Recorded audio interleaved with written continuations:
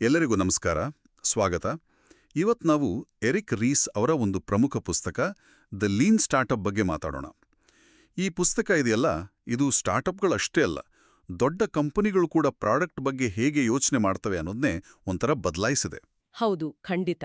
ಇದರ ಪ್ರಭಾವ ದೊಡ್ಡದಿದೆ. ನಾವಿವತ್ತು ಇದರ ಮುಖ್ಯ ವಿಚಾರಗಳನ್ನ ಚರ್ಚಿಸ್ತಾ ಇದ್ದೀವಿ.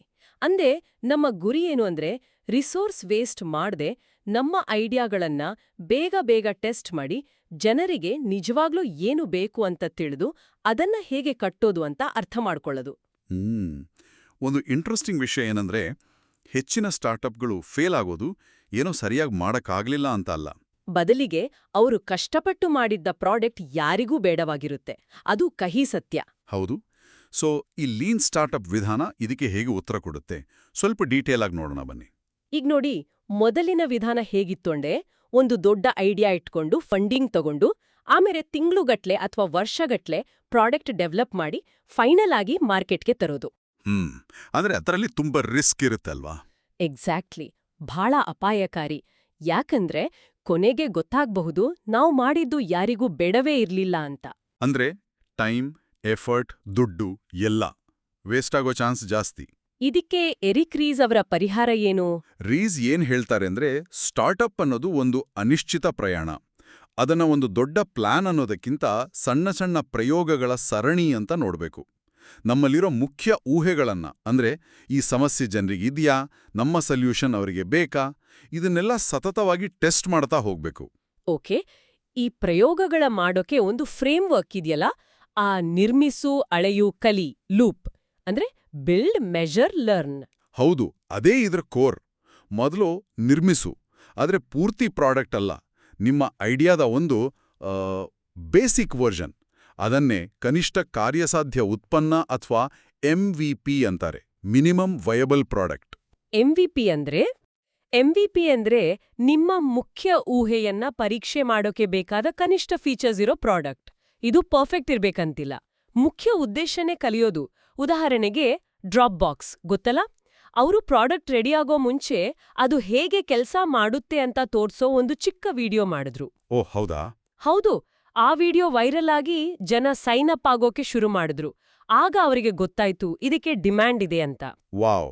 ಇನ್ನೊಂದು ಜಾಪೋಸ್ ಉದಾಹರಣೆ ಕೊಡ್ತಾರಲ್ಲ, ಶೂ ಮಾರಾಟದ್ದು. ಹೌದು, ಜಾಪೋಸ್ ಅವರು ಶುರುವಿನಲ್ಲಿ ಬೇರೆ ಅಂಗಡಿಗಳ ಶೂ ಫೋಟೋಗಳನ್ನ ತಮ್ಮ ವೆಬ್ಸೈಟ್ನಲ್ಲಿ ಹಾಕಿದ್ರು. ಆರ್ಡರ್ ಬಂದ್ರೆ ತಾವೇ ಹೋಗಿ ಆ ಅಂಗಡಿಯಿಂದ ಶೂ ತಂದು ಕಸ್ಟಮರ್ಗೆ ಕಳಿಸ್ತಾ ಇದ್ರು. ಅಬ್ಬಾ, ಅದು ನಿಜವಾಗ್ಲೂ ಕನಿಷ್ಠ ಪ್ರಯತ್ನ. ಸರಿ, MVP ಬಿಡುಗಡೆ ಮಾಡಿದ್ವಿ, ಆಮೇಲೆ ಅಳೆಯೋದು ಹೇಗೆ? ಅದೇ ನೆಕ್ಸ್ಟ್ ಸ್ಟೆಪ್, ಅಳೆಯೋದು. ಅಂದ್ರೆ ನಿಜವಾದ ಕಸ್ಟಮರ್ಸ್ ಅದನ್ನ ಹೇಗೆ ಬಳಸ್ತಿದ್ದಾರೆ ಅನ್ನೋ ಡೇಟಾ ಕಲೆಕ್ಟ್ ಮಾಡೋದು. ಆದ್ರೆ ಇಲ್ಲಿ ಜಾಗೃತಿ ಇರ್ಬೇಕು. ಬರೀ ಡೌನ್ಲೋಡ್ ನಂಬರ್, ಪೇಜ್ ವ್ಯೂಸ್ ತರಹ ವ್ಯಾನಿಟಿ ಮೆಟ್ರಿಕ್ಸ್ ನೋಡ್ಬಾರ್ದು. ಅವು ಸುಮ್ನೆ ಚೆನ್ನಾಗಿ ಕಾಣಿಸ್ತವೆ ಅಷ್ಟೇ. ಸುಳ್ಳು ಹೆಗ್ಗಳಿಕೆ ತರಹನ? ಹೌದು, ಒಂಥರ ಹಾಗೆ. ಅದರ ಬದಲು ಆಕ್ಷನಬಲ್ ಮೆಟ್ರಿಕ್ಸ್ ಮೇಲೆ ಗಮನ ಇರಬೇಕು. ಅಂದ್ರೆ ಎಷ್ಟು ಜನ ವಾಪಸ್ ಬರ್ತಿದ್ದಾರೆ, ರಿಟೆನ್ಷನ್, ಎಷ್ಟು ಜನ ದುಡ್ಡು ಕೊಟ್ಟು ಬಳಸ್ತಿದ್ದಾರೆ, ಕನ್ವರ್ಷನ್, ಈ ತರಹದ್ದು. ಇವು ನಿಜವಾದ ಬಿಸ್ನೆಸ್ ಪ್ರೋಗ್ರೆಸ್ ತೋರ್ಸುತ್ತೆ. ಓಕೆ, ಡೇಟಾ ಬಂತು. ಈಗ ಮೂರನೇ ಹಂತ, ಕಲಿಯೋದು. ಇಲ್ಲೇನ್ ಮಾಡ್ಬೇಕು? ಇಲ್ಲಿ ನಾವು ಆ ಡೇಟಾವನ್ನ ಅನಲೈಸ್ ಮಾಡಿ ನಮ್ಮ ಮೊದಲಿನ ಊಹೆಗಳು ಸರಿ ಇದ್ವಾ ತಪ್ಪಾ ಅಂತ ನೋಡ್ಬೇಕು. ಗ್ರಾಹಕರು ಯಾಕೆ ಹೀಗೆ ವರ್ತಿಸ್ತಿದ್ದಾರೆ ಅಂತ ಅರ್ಥ ಮಾಡ್ಕೋಬೇಕು. ಇದನ್ನ ರೀಸ್ ದೃಢೀಕರಿಸಿದ ಕಲಿಕೆ ಅಥವಾ ವ್ಯಾಲಿಡೇಟೆಡ್ ಲರ್ನಿಂಗ್ ಅಂತ ಕರೀತಾರೆ. ಇದು ಕೇವಲ ನಮ್ಮ ಅನಿಸಿಕೆಯಲ್ಲ, ಬದಲಿಗೆ ಸಾಕ್ಷಿ ಆಧಾರಿತ ತಿಳುವಳಿಕೆ. ಅಂದ್ರೆ ಬರೀ ಪ್ರಾಡಕ್ಟ್ ಬಿಲ್ಡ್ ಮಾಡೋದಲ್ಲ, ಕಸ್ಟಮರ್ಗೆ ಏನ್ ಬೇಕು ಅಂತ ಕಲಿಯೋದೇ ದೊಡ್ಡ ಯಶಸ್ಸು. ಖಂಡಿತ.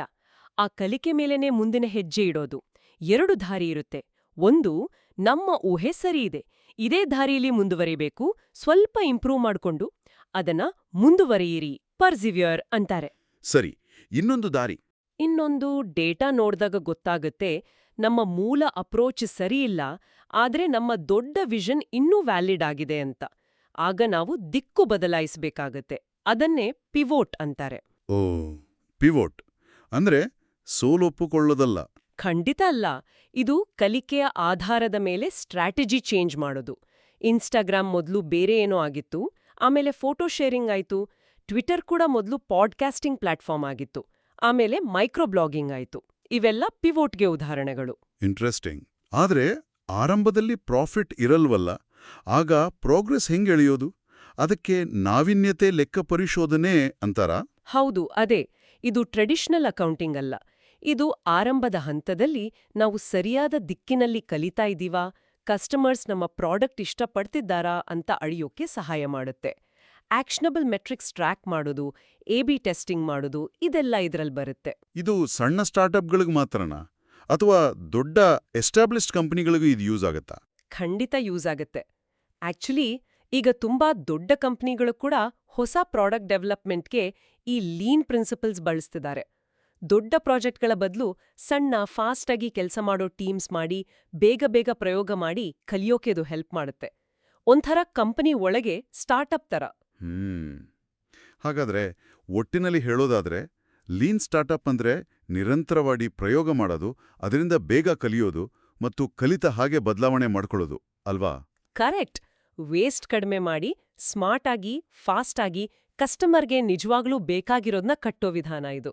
ಮುಖ್ಯವಾಗಿ ನೆನ್ಪಿಡ್ಬೇಕಾದ್ದು, ಸ್ಟಾರ್ಟಪ್ಗಳು ಫೇಲ್ ಆಗೋದು ಏನಾದ್ರೂ ಕಟ್ಟೋಕಾಗ್ದೇ ಇರೋದ್ರಿಂದಲ್ಲ, ಬದಲಿಗೆ ಯಾರಿಗೂ ಬೇಡವಾದ ವಸ್ತುವನ್ನ ಕಟ್ಟೋದ್ರಿಂದ. ಲೀನ್ ವಿಧಾನ ಈ ದೊಡ್ಡ ರಿಸ್ಕನ್ನ ಕಡಿಮೆ ಮಾಡುತ್ತೆ. ಹೌದು. ಕೊನೆಗೆ ಎರಿಕ್ ರೀಸ್ ಹೇಳುವಾಗೆ, ಗೆಲ್ಲುವ ಏಕೈಕ ಮಾರ್ಗವೆಂದರೆ ಬೇರೆಯವರಿಗಿಂತ ವೇಗವಾಗಿ ಕಲಿಯೋದು. ಇದು ತುಂಬಾ ಪವರ್ಫುಲ್ ಮಾತು. ನಿಜ. ಈ ವೇಗವಾಗಿ ಕಲಿಯುವುದು ಅನ್ನೋ ತತ್ವ ಇದೆಯಲ್ಲ, ಇದನ್ನ ನಾವು ಬರೀ ಬಿಸ್ನೆಸ್ ಅಲ್ಲದೆ ನಮ್ಮ ಕೆರಿಯರ್ನಲ್ಲಿ, ಪರ್ಸನಲ್ ಪ್ರಾಜೆಕ್ಟ್ಗಳಲ್ಲಿ ಅಥವಾ ಹೊಸ ಸ್ಕಿಲ್ ಕಲಿಯೋವಾಗ ಕೂಡ ಅಪ್ಲೈ ಮಾಡಬಹುದು. ಅದ್ರ ಬಗ್ಗೆ ಯೋಚನೆ ಮಾಡ್ಬೋದು.